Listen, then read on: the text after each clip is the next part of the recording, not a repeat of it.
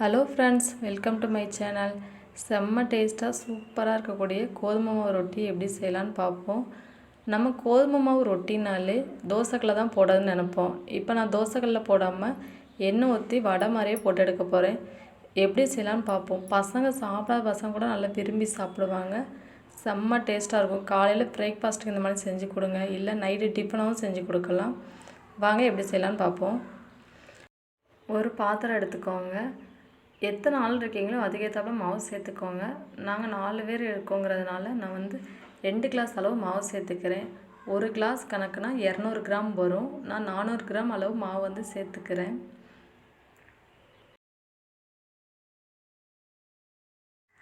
தேவையான அளவு தூள் உப்பு சேர்த்துக்கோங்க.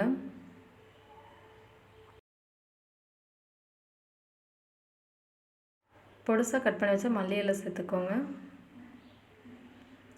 வெங்காயத்தை நல்லா பொடிசாக கட் பண்ணி தண்ணியில் நல்லா அலசி சேர்த்துக்கோங்க. மண் எதுவும் இருக்கக்கூடாது. மண் இருந்துச்சுன்னா சாப்பிட டேஸ்ட் நல்லா இருக்காது. இப்போ கழுவி நல்லா வெங்காயத்தை நான் சேர்த்துக்கிட்டேன்.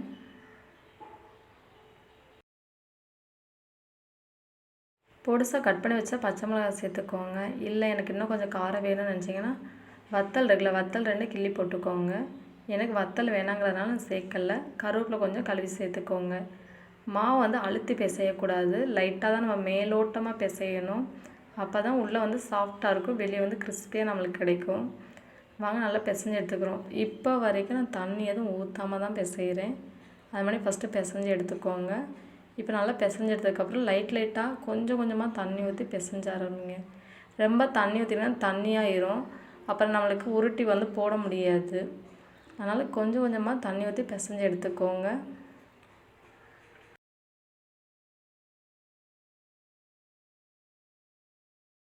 கோதுமை மாவுனாலே நம்ம பசங்க பூரி சப்பாத்தி தான் சாப்பிட்ருப்பாங்க. இந்த மாதிரி ரொட்டி செஞ்சு கொடுங்க. செம்ம டேஸ்ட்டாக இருக்குங்க. இது ஹெல்த்தியாகவும் இருக்கும். உங்களுக்கு பசங்க நல்லா விரும்பி சாப்பிடுவாங்க. ஸ்கூல் விட்டு வரும்போது கூட செஞ்சு கொடுங்க.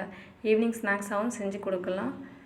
ஃபஸ்ட்டு தண்ணி ஊற்றுறேன், பத்தலைங்க. இன்னும் கொஞ்சம் தண்ணி ஊற்றி நல்லா பிசைஞ்சு எடுத்துக்கிட்டேன். பாருங்கள், உருட்டும் போது இந்த ஷேப் வரணும். இந்த அளவுக்கு மாவு நல்லா பிசைஞ்சு எடுத்துக்கோங்க. இப்போ சின்ன சின்ன உருண்டையாக உருட்டி போட்டுக்கிறேன்.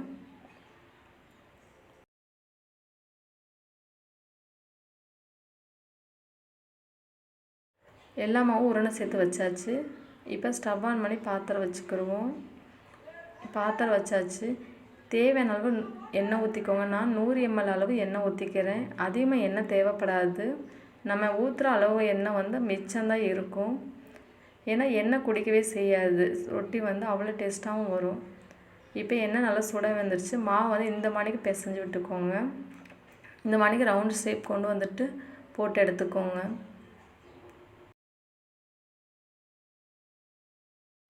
ஹெல்த்தியான ஃபுட்டை நான் செய்கிறதுக்கெலாம் காரணம் எங்கள் அம்மா சொல்லி கொடுத்தது தான். நாங்கள் சின்ன பிள்ளையில் இருக்கையில் நைட்டு டிஃபன் ஐட்டமாக இதான் செஞ்சு கொடுப்பாங்க. அதே தான் என் பசங்களுக்கு நான் செஞ்சு தரேன். அவங்களும் நல்லா விரும்பி சாப்பிட்றாங்க. நீங்களும் இந்த மாதிரி உங்கள் குழந்தைகளுக்கு செஞ்சு பாருங்கள். செம்ம டேஸ்ட்டாக இருக்கும். இதே மாதிரி உளுந்தங்களி எப்படி செய்யலாங்கிற வீடியோ மேலே ஐ பட்டனில் கொடுக்கேன், செக் பண்ணி பார்த்துக்கோங்க. ஒரு சைடு வெந்து வந்துருச்சு, திருப்பி போட்டுக்குருவோம். அடுப்பு இப்போ வரைக்கும் நான் ஹை ஃப்ளேமில் தான் வச்சுருக்கேன், மீடியம் ஹீட்டில் வைக்கவே இல்லை. நல்லா திருப்பி விட்டுக்கோங்க. நல்லா வெந்து வரட்டும், வெயிட் பண்ணுவோம்.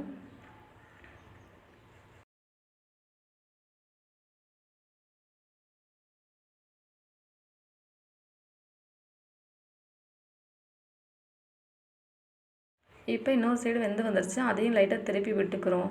எதுக்காண்டி அடிக்கொருக்க நம்ம திருப்பி விடுறோம்னா வெளியே நல்லா கிறிஸ்பியாக கிடைக்கும், உள்ளே நம்மளுக்கு சாஃப்டாக கிடைக்கும். அதே சமயம் ஒரே சைடே இருந்துச்சுன்னா கறி போக ஆரம்பிச்சிடும். அப்போ டேஸ்ட் நம்மளுக்கு நல்லா இருக்காது, கசப்பு தன்மை கொடுத்துரும். இந்த மாதிரி திருப்பி விட்டு எடுத்தால் தான் டேஸ்ட் சூப்பராக இருக்கும். இப்போ ரெடி ஆயிடுச்சு. இதை ஒரு பாத்திரத்தில் நம்ம எடுத்து வச்சுக்கிடுவோம். எல்லாத்தையும் எடுத்து வச்சுட்டு நான் உங்களுக்கு காமிக்கிறேன்.